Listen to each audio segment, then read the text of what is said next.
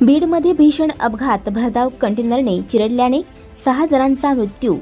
पायी देवदर्शनाला जाताना अनर्थ, कंटेनरने 6 भाविकांना चिरडले. नामलगाव फाट्यावरील घटना. पेणगाव हनुमान मंदिरात दर्शनाला जाणाऱ्या भाविकांवर काळाचा घाला.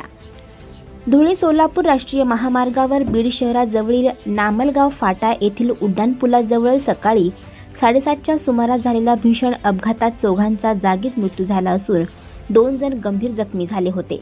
मात्र बीड जिल्हा रुग्णालयात उपचारादरम्यान 2घांचा मृत्यू झाला. त्यामुळे अपघातातील मृतांचा आकडा 6 झाला आहे. भरधाव वेगाने येणाऱ्या कंटेनरने पायी चालणाऱ्या 6 जणांना चिरडले.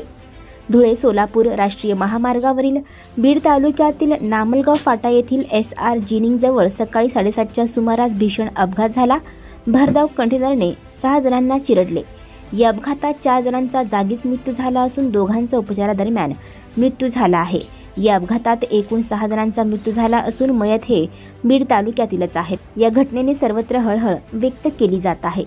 बीड येथील दिनेश दिलीप पवार राहणार माऊली नगर बीड, पवन शिवाजी जगताप राहणार अंबिका चौक बीड, अनिकेत रोहिदास शिंदे राहणार शिदोड तालुका बीड, किशोर गुलाबतोर बाबुळतारा तालुका गेवराई, आकाश अर्जुन कोळसे राहणार रिलायन्स पंप परिसर बीड, विशाल श्रीकिसन काकडे वय वर्ष 22 राहणार शेकटा तालुका शेगाव हे पायी चालत पेणगाव येथे मारुतीरायाच्या दर्शनासाठी जात होते.